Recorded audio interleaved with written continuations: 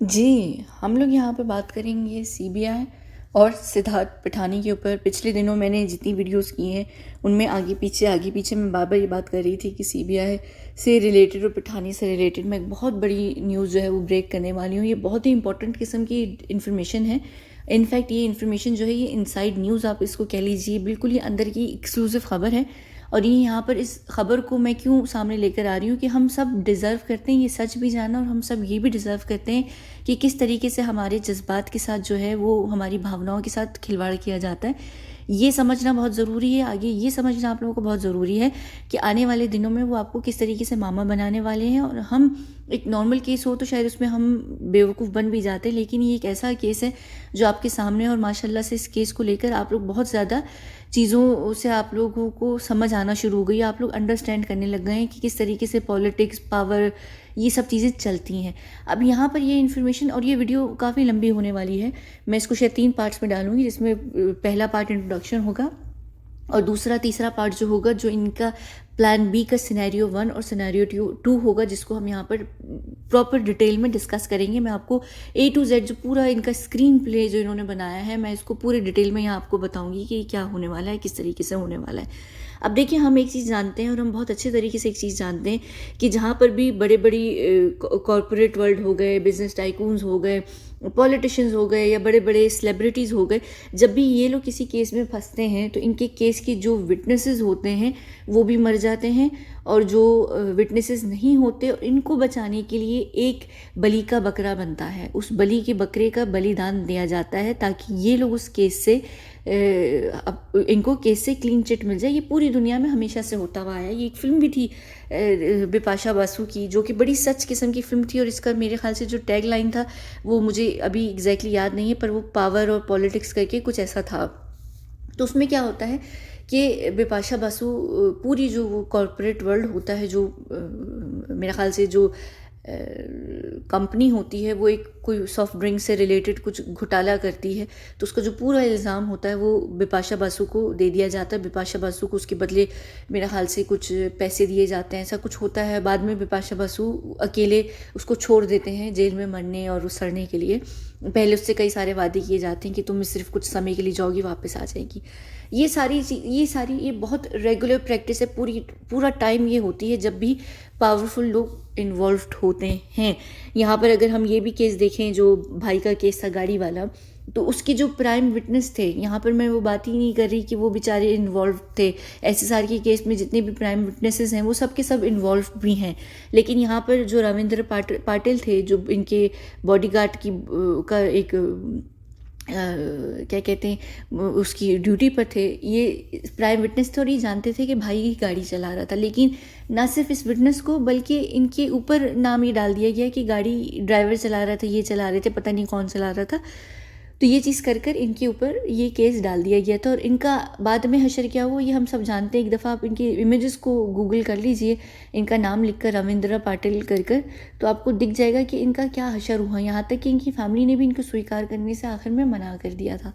तो ये हशर होता है जब ऐसे लोग निकल कर आते हैं। अब SSR के केस में यहाँ पर बेशक जो है वो लोग, ये लोग सारे सिर्फ विटनेसेस नहीं हैं, ये पूरे के पूरे इस केस के अंदर मिले हुए लोग हैं। चाहे ये नीरज हों, नीरज के अलावा क्या नाम है इनका, सिद्धार्थ पिठानी हों, केशव हों, या ये कहाँ गए दीपेश सावंत, कहाँ गए दीपेश, ये रहे दीपेश सावंत हों। ये सब लोग ना सिर्फ प्राइम विटनेस हैं उस केस के अंदर जो 13 और 14 जून 2020 में घटना घटती है, बल्कि ये उस पूरे घटना के अंदर इनका बहुत बड़ा योगदान भी है। इन्होंने बहुत ज़्यादा यानी इन्होंने बहुत कुछ किया है और ये लोग सब कुछ जानते भी हैं।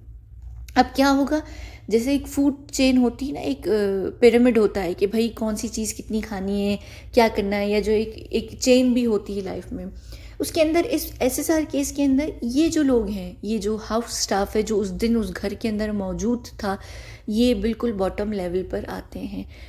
इनका सबसे पहले बलि का बकरा चढ़ेगा। और ये बात मैंने 2020 अगस्त के अंदर भी, फिर सितंबर, नवंबर, अक्टूबर, ये सब में मैंने एक्सप्लेन की भी थी कि अगर जब भी इस केस के अंदर, SSR केस के अंदर कोई भी पकड़ा जाएगा आगे जाकर, तो वो हाउस स्टाफ होगा। हाउस स्टाफ को सबसे पहले पकड़ा जाएगा।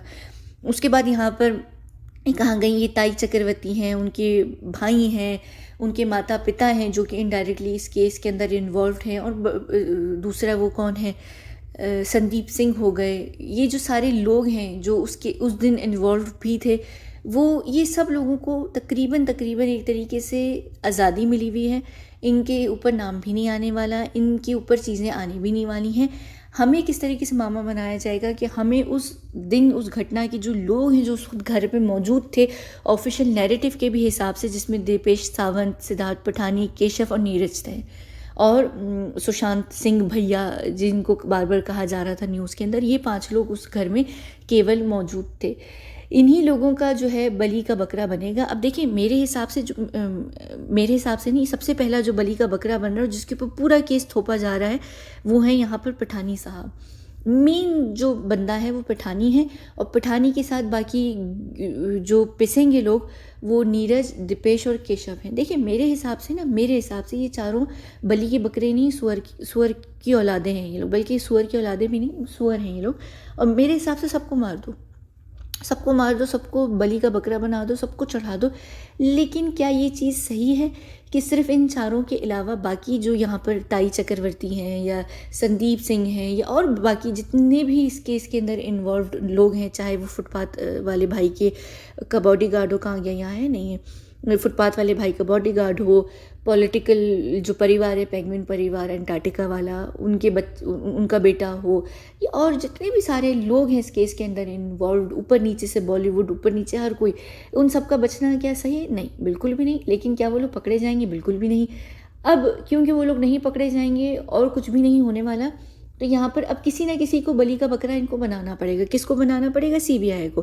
क्यों? क्योंकि देखिए सीबीआई के ऊपर प्रेशर है। सीबीआई ने 2 साल के अंदर अभी तक अगर किसी को कोई जवाब नहीं दिया तो उसका क्या मतलब है कि सीबीआई प्रेशर के अंदर है। अब सीबीआई प्रेशर के अंदर है तो सीबीआई प्रेशर नहीं दे रही। अब सीबीआई के ऊपर सिर्फ अपनी सेंट्रल गवर्नमेंट हो गई, स्टेट गवर्नमेंट हो गई, या वो जो हत्यारे हैं 2020 14 जून वाले, उन्हीं के अलावा प्रेशर किसका आएगा?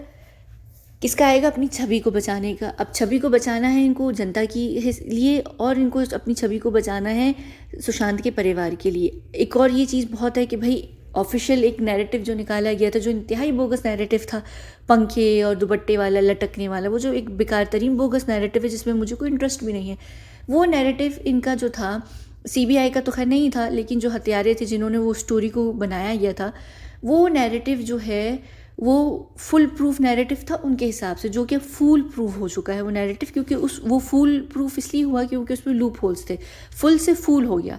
अब वो फुल प्रूफ नैरेटिव के अंदर लूप होल्स निकल कर आ गए। अब सबको पता है कि वो नैरेटिव इंतहाई बोगस नैरेटिव है। उस नैरेटिव को लेते हुए सीबीआई को स्टेटमेंट नहीं दे सकती है कि वो आत्महत्या वाला नैरेटिव था और ये था वो था, क्योंकि जनता सवाल करेगी, जनता हज़ारों सवाल करेगी, बहुत सारी चीज़ें हैं, लूप होल्स हैं, तो वो नैरेटिव ही नहीं दे सकते, क्योंकि उनकी क्रेडिबिलिटी पे भी आवाज़ उठ जाएगी कि भाई सीबीआई ने किस तरीके की जांच की। एक आम जनता का बंदा वो इससे अच्छी जो है इसमें जांच कर रहा है इस केस में, एसएसआर मामले में, तो सीबीआई ने क्या किया है, सीबीआई क्या कर रही है? तो सीबीआई भी बेचारी कुछ नहीं कर पा रही है।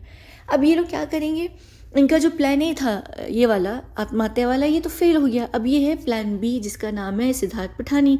अब सिद्धार्थ पठानी का प्लान बी है और इसके भी 2 सिनेरियोज हैं, सिनेरियो 1 और सिनेरियो 2, जिसको हम अगली वीडियो में डिस्कस करेंगे, क्योंकि मैं यहाँ इस वीडियो को ख़त्म कर रही हूँ। लेकिन सिर्फ मैं ये यहाँ आपको बताना चाह रही हूँ कि ये जो पूरी प्लानिंग होती है इसमें इनको कोई ना कोई एक बंदा चाहिए होता है ताकि उसका बलि का बकरा बनाया जाए, उसके साथ लेकर उससे कोई स्टोरी जोड़कर एक सामने जनता के लेकर आई जाए, फैमिली के सामने लेकर आई जाए, ताकि जनता भी खामोश हो जाए, फैमिली भी खामोश हो जाए, उनको ये लगे कि चलो ठीक है, सब ही ना सही, कोई ना कोई तो पकड़ा गया, सबको सज़ा नहीं हुई, किसी ना किसी को तो हुई। और स्टोरी इस तरीके की बनाओ, इतनी जानदार स्टोरी बनाओ कि जो जनता है वो डिवाइडेड हो जाए, उनको ये लगे कि हाँ यार ये भी तो पॉसिबिलिटी है, ये हो सकता है, ये हो गया होगा, मुमकिन है। मैं यहाँ पर वो वाली पॉसिबिलिटी की बात ही नहीं कर रही जो आप लोग मुझे ये लिखेंगे कमेंट सेक्शन में कि भाई आपने भी तो एक पॉसिबिलिटी बनाई हुई है लाइव वाली। वो पॉसिबिलिटी नहीं है माय डियर बेबीज़, ये वो पॉसिबिलिटी नहीं है, वो एग्जैक्ट इन्फॉर्मेशन है। उसके ऊपर भी मैं आने वाले दिनों में बात करूँगी कि वो इन्फॉर्मेशन कितना अफेक्ट करेगी इस केस को, ठीक है।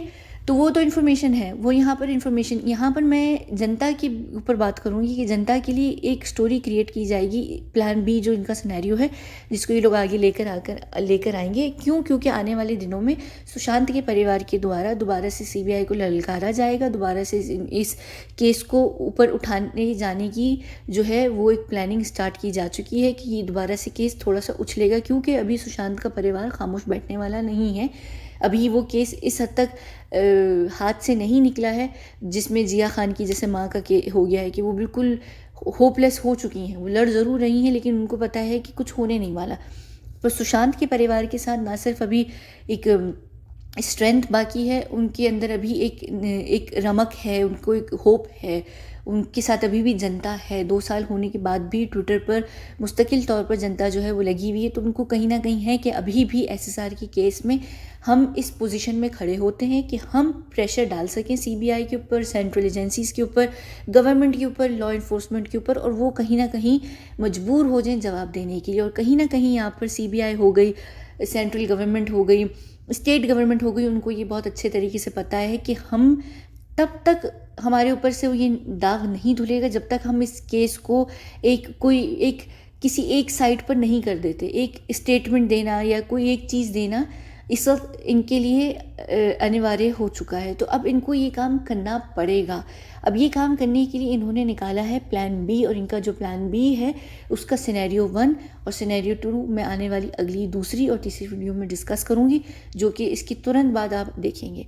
हम इस वीडियो को यहाँ पर ख़त्म करते हैं और हम मिलते हैं प्लान बी के सिनेरियो 1 के साथ, जिसमें मैं इनका सिनेरियो आपको पूरा स्क्रीन प्ले के साथ बताऊँगी, और फिर प्लान बी का जो सिनेरियो है वो फुल स्क्रीन प्ले के साथ मैं आपको यहाँ पर बताऊँगी। ठीक है, चलिए।